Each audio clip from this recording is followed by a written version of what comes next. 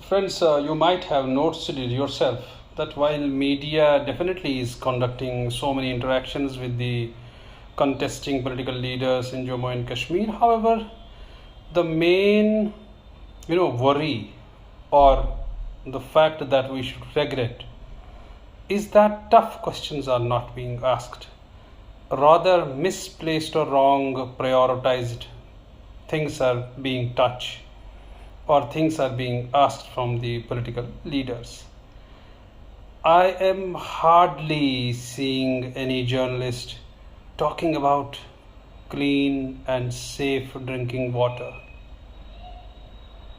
And leaders themselves are hardly talking about the basic facility provisions to their public. I mean, the concrete, practical, humanly possible, and workable solutions.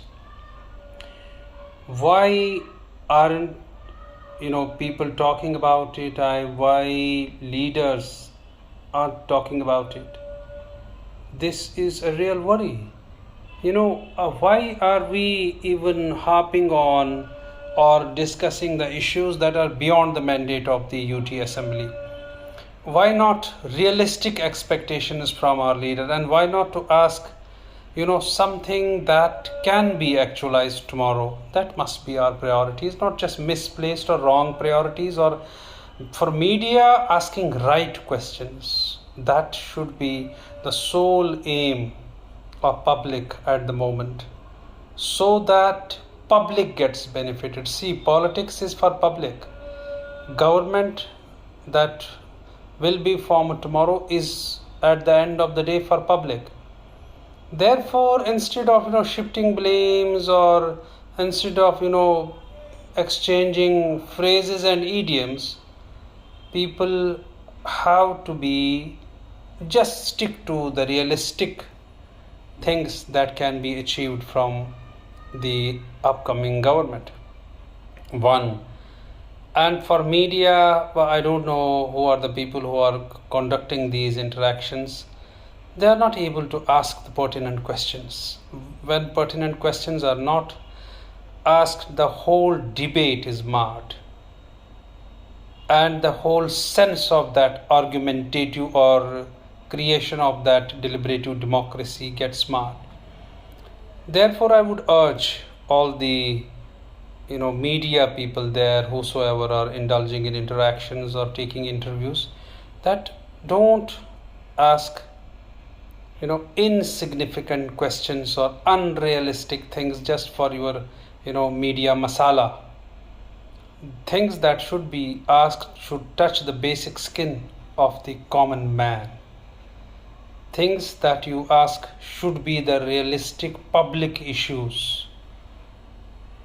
Things that should be asked should be the worry of a common man and should be related to everyday life in Kashmir.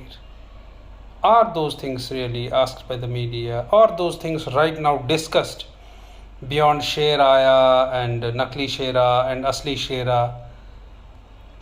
See, this reflects that we are very much busy in the mockery and in the fun thing, rather than making democracy thrive in real terms.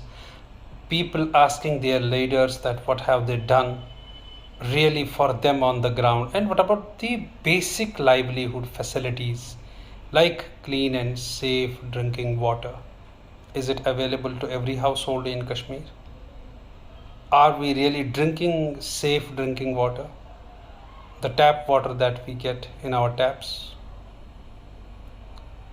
What about electricity?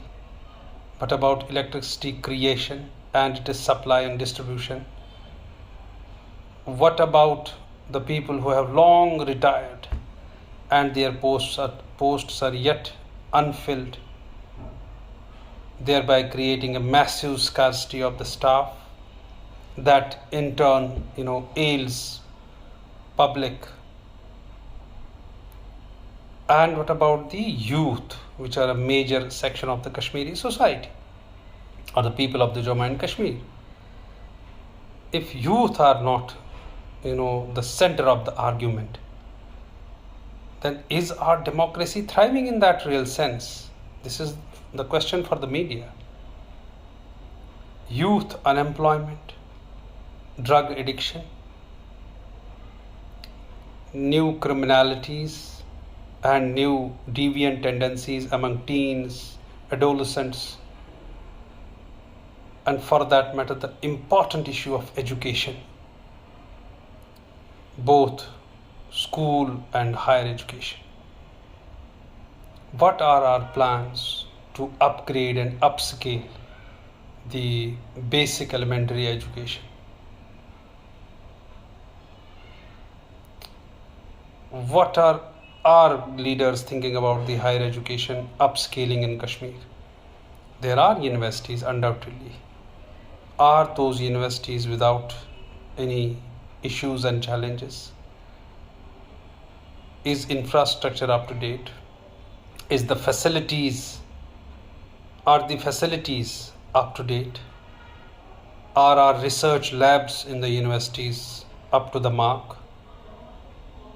Are our research scholars happy, or the PhD doctorates selling dry fruits on the carts, becoming dry fruit vendors? And our leaders, even recognizing that as the youth asset, while youth are going astray. Therefore, tough questions need to be asked by the media, and real democracy needs to be worked out, needs to be planned, needs to be charted out, so that the government that is going to come in the near future is really ready from where to start without any confusion. Therefore, friends, this is the role of masses, media, and educated leaders to take the UT of Jammu and Kashmir forward on the path of the progress and development. And not just, hollow political slogans, branding everyone Asli Shera and branding the rival candidate, which is unfortunately branded there as Dushman Hari. People are not enemies. This should not be the terminology. If I am contesting and there is an opposite candidate who is contesting, he is not my enemy. Therefore, that enemy perception should not be created among public. It affects the society, and it is not a small issue. Even the parties who support the people who support one party or their relatives supporting another party, it creates a sense of that contradiction, that enemy perception, that enmity. Leaders should unite masses, not divide them. Therefore, whosoever is contesting, or the people who are contesting against each other in a particular constituency, cannot be called Dushman Hari. They are not enemies. Their contesting elections opposite to each other. And branding everyone Shera and branding the opposite candidate as Nakli Shera or the fake loin is funny. And we should rather talk real issues rather than creating mockery of democracy by these fake slogans and useless slogans. Public can't be just evoked on emotionalities or emotional issues, which is unfortunately right now the basic subject matter of campaign in Kashmir. What else? Go and do a case study of suppose 10 leaders, do the content analysis of their speeches in the recent past. You will not find substance, you will find emotions. You will not find a talk on the development. You will not find their arguments, concrete things, workable solutions on the concept of development in their areas. But even people are talking Kashmir ka masla, people are talking 370, and many more things which are far, far beyond the mandate of a UT assembly. Therefore, public has to be realistic in the first place. Media has to be responsible or accountable and intelligent enough to ask pertinent and tough questions. Critical analysis should come out of media rather than these mockery of discussions. And third, politicians have to deliver realistic speeches and what they can deliver in the real sense and practical sense tomorrow. They have to talk unemployment. They have to talk water. They have to talk electricity. They have to talk better roads. They have to talk education. They have to talk higher education especially. They have to talk about doctorates. They have to talk about our industrial infrastructure. They have to talk about our resources, mining especially, and dying water bodies. They have to talk about environment. Have you in the recent past heard any of the leaders in Jammu and Kashmir talking about glaciers, talking about sustainable development, talking about alarming receding of glaciers in Jammu and Kashmir? Have you heard anybody talking about agricultural land being usurped by alarming housing and food security for the future? Therefore, food security has to be the concern, environment has to be the concern,